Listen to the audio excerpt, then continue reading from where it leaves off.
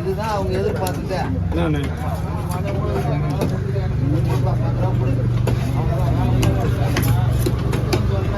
இவங்க அதை இப்படி கேட்கறாங்க.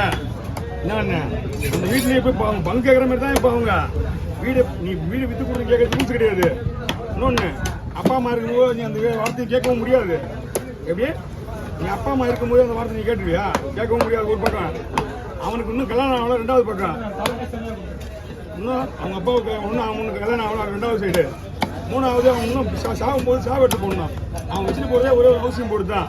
நான் அது உனக்கு நான் 1 லட்சம் 2 லட்சம் நீ என்கிட்ட சம்பாதிச்சு உனக்கு கொடுத்துட்டு நான் கல்யாணம் பண்ணிட்டு எப்படி எங்க அப்பா நான் சம்பாதிச்சு நான் கல்யாணம் பண்ணிட்டு எல்லாம் இதுதான் பேசுவாங்க. நான் லாஸ்ட்டாக ஒரே பையன் தான் இருக்கேன், நான் எங்கே போகணும்னு கேட்பான். இதில் யாருமே வெளியாளுக்கு ஒருத்தவங்க கூட நம்ம பக்கம் நியாயம் பேச மாட்டாங்க, அவன் பக்கம் தான் பேசுவாங்க. நான் சொன்னது தான் அவங்க எல்லாருமே பேசுவாங்க. நீங்களே உங்களுக்கு தெரியாத விஷயம் கிடையாது. அவனுக்கு கல்யாணம் ஆகிட்டு அவங்க தனியாக எல்லாரும் போயிட்டாங்க, அப்பா அம்மா இல்லை.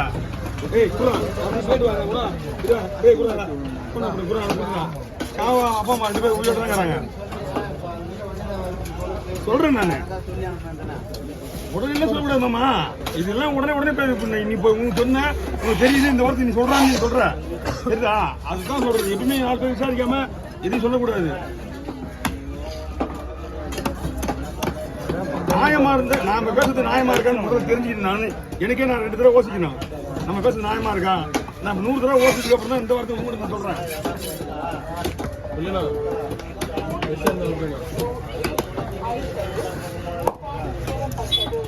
நம்ம 4 பேர் இப்போ மனிதர்கள் கூட சொல்றேன்னா நம்ம வெளியே போய் கேட்கும்போது நம்ம சொல்ற வார்த்தை கரெக்டா இருக்கா, இது நான் சாத்தியமா வருமா அப்படின்ற யோசிக்காமல கேட்குது. சரி ரைட்டு, அதுக்கு நம்ம கொஞ்சம் தெளிவாக பொறுமையாக புரிய வைக்கணும் தான் நான் வாய்ப்பு முடிஞ்சேன். சரிக்கா நான் சொல்கிறேன், அவங்ககிட்ட பேசுகிறேங்க சொல்லி நான் அனுப்பிச்சு வச்சுட்டேன்.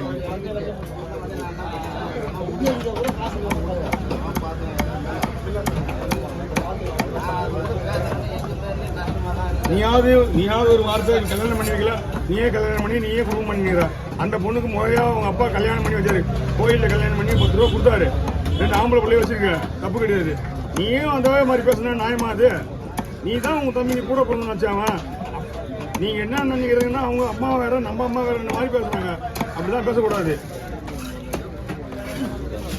அந்த மாதிரி தான் நம்ம நினைக்க கூடாது. நம்ம தம்பி தானே அவன், அப்பா கொடுக்கணும் தானே அப்படின்னு நினைக்கிறான். அப்படின்னு நினைச்சுன்னா நீ அந்த வார்த்தையை நீ பேச மாட்டேன். நீ நம்ம நல்லா இல்ல தம்பி குறானா போறான், நான் பேசுவேன்.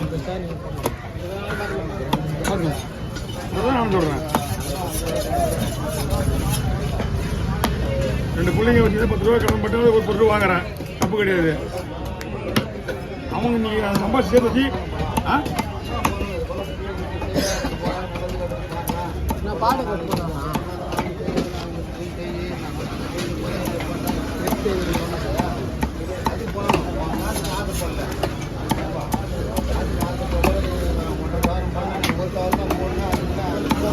அது ஒரு நல்ல தாயா இருந்தா செஞ்சே செய்யணும்ல. எப்படி நல்ல தாயா இருந்த நீ அசலாலே செஞ்சுட்டு செய்யணும். அதான் முறை. நீ என்ன கொஞ்சம் செஞ்சதுலேயே அரசாவை நிப்பாட்டிட்டு செய்யறேன்னா அவன் என்ன சொல்லி கொடுக்க மாட்டான். அப்படி உனக்கு இல்லைண்ணா அவங்க சொல்லி கொடுக்கல, அவங்க சொல்லவே இல்லைன்னா அவன் தாய் மேல தப்பு வச்சுக்கிறான். ஃபுல்லா சொல்லி கொடுத்தது சரி கிடையாது. தாய் சொல்லி கொடுக்கணும், பிள்ளைங்க சொல்லி கொடுத்து நீ கஷ்டப்பட்டு ஒத்துக்கலாம். நீங்களே நல்லா தானே இருக்கீங்க, ஆம்பளை பையன் வச்சுங்க. அவங்களும் ஒரே ஒரு பையன் ஒரு வீட்டு தான் இருக்குது. வேற ஏதாவது சொத்து இருந்தா நீ சொல்லு, நான் கேட்கறேன். நீ நியாயமானு சொல்லு. நான் அன்னைக்கு வைஜாக்க வந்து கேட்டுச்சுன்னா நான் சொல்ல முடியாது. நீ கேட்டியா? நீ அவன் சொல்றேன்னு தான் சொன்னேன். நியாயமான என்ன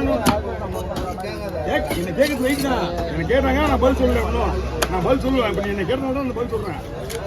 நான் பதில் சொல்லணும் அவங்களுக்கு. நான் சொல்லிடுவேன் அவங்ககிட்ட. தெளிவாக சொல்லிடுவேன். ஏன்னா யாராவது அவனை பார்த்துக்கிட்டான். நான் இவ்வளோ நாளைக்கு ஒன்றும் இல்லை. இனி சொல்லவா கேட்டீங்களா? அது சொல்கிறேன்.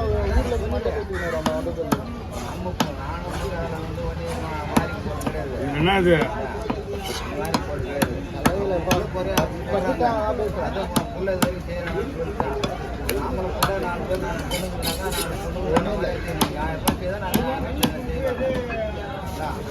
1000 ரூபாய் போயிட்டு அந்தந்த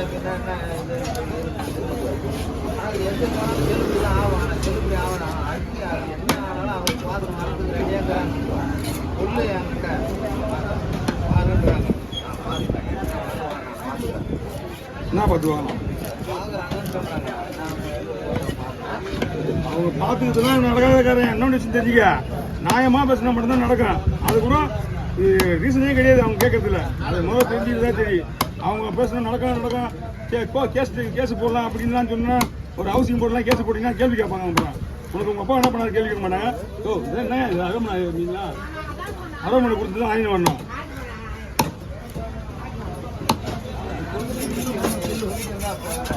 நான் சொல்கிறேன் ஒன்றும் பிரச்சனை கிடையாது. ஏமா நீங்கள் நல்ல தானமா இருக்கிறீங்க. அந்த பையன் கூட கல்யாணம் கூட ஆகலை. அவன் கல்யாணம் அவங்ககிட்ட போயிட்டு ஒரே ஒரு ஹவுசிங் போர்டு வச்சுக்கிறான். அந்த அப்பா செத்தா சாவத்து போடுறதும் அவன் தான். அந்த ஹவுசிங் போர்டையும் நீங்கள் இந்த பங்கு கேட்குறீங்க. நீங்கள் நல்லா இருந்தே கஷ்டப்படுறீங்க. எங்கப்பா எனக்கு ஒரு 50,000 கூட 1 லட்சம் கூட கேட்டு வாங்கி தான் போக தவிர வீடு வச்சு கொடுத்து கேட்கறது ரூல்ஸே கிடையாது. முதல்ல சொத்துல பங்கு கேட்குறேன், அது வேற ரூல்ஸு. அது வேற. ஒரே ஒரு ஹவுசிங் போர்டு கிடைக்குது. அந்த ஆள் சாவ போகிறேன், செத்ததுக்கு அப்புறம் இந்த ஆள் சாவ எடுத்து போடணும். நீ ஹவுசிங் போர்டு விற்று எடுத்துன்னு போயிட்டு விற்று பங்கு போட்டு போயிட்டா சாவ எடுக்க முடியாது. யாரும் எடுப்பீங்க இன்னும் வந்து கேட்டு போய் சாவ எடுக்கிறதுக்கு அதாவது சாவ எடுக்கிறதுக்கு குட்டியா அவ்வளோ வயா மேலே வயா வாங்கண்ணா. இதெல்லாம் அவனுக்கு பேச மாட்டாங்க. யார் பேசுறானோ அவனுக்கு சொல்லிச்சு என்னப்பா இப்படி பான்னு அவன்கிட்ட வீடு விற்கிட்டாவில ஏதாவது பணம் வாங்கி கொடு எனக்கு அப்படின்னு கேட்குறேன். வீடு கூட அவன் விற்கிட்டா அவனை வச்சுக்கிட்டான். அவங்ககிட்ட எனக்கு ஏதாவது 1 லட்சம் 2 லட்சம் வாங்கி கொடுன்னா அது கேட்குதுன்னா அதுக்கு தெளிவாக புரிய வைக்கணும். நம்ம தான் புரிய வைக்கணும். அப்பா நல்லா இருக்காது. சடகோபால் பேரு சடகோபால் சொடக மீன் யார் மாறு மீன்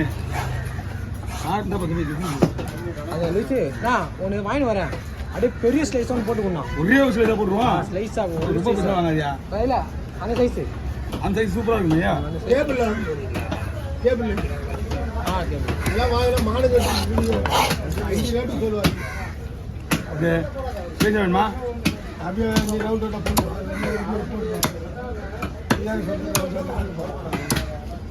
என்ன குழம்பு போட்டுக்கோ. நீ எந்த பீஸை நான் தர மாட்டேன். ஓகேவா?